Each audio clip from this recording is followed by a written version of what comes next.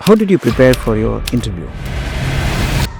Because this is one thing when it comes to imagining the exam before all other things. This is what that comes to the mind of the people, kind of putting the cart before the horse. Many people do that. How has your preparation for the interview been like? Did you always visualize sitting for the interview and kept that mental preparation through the entire preparation time, or was it left for we'll cross the bridge when we come to it? Sir, in the first attempt, and I would advise this to all as well, that when you're starting your preparation, do not think about interview too much, because prelims and mains are very important, and you get sufficient amount of time after mains to prepare for your interview.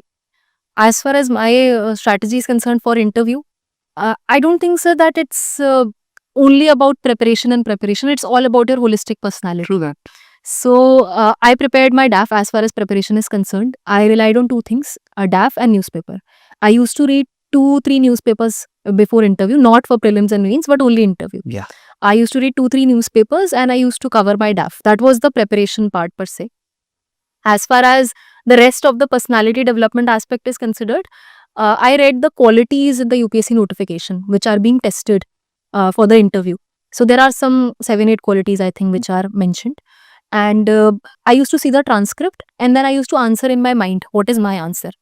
And then I used to check whether am I able to display any of those qualities at all in my answer. Yes. So I used to then think about it. Another thing which I did was I used to, again, self-evaluation. I used to write for myself what an ideal civil servant to me looks like. And there were certain qualities which I wrote down that I want to see these qualities in a good civil servant. And I tried to incorporate those qualities within me. Even I don't know what will be my interview score, but even if I have those qualities, it will make me a better civil servant. Better civil servant. So I tried to incorporate those very deeply in my personality so that I do not have to just do it for 25 minutes in that interview time. It becomes a part of me.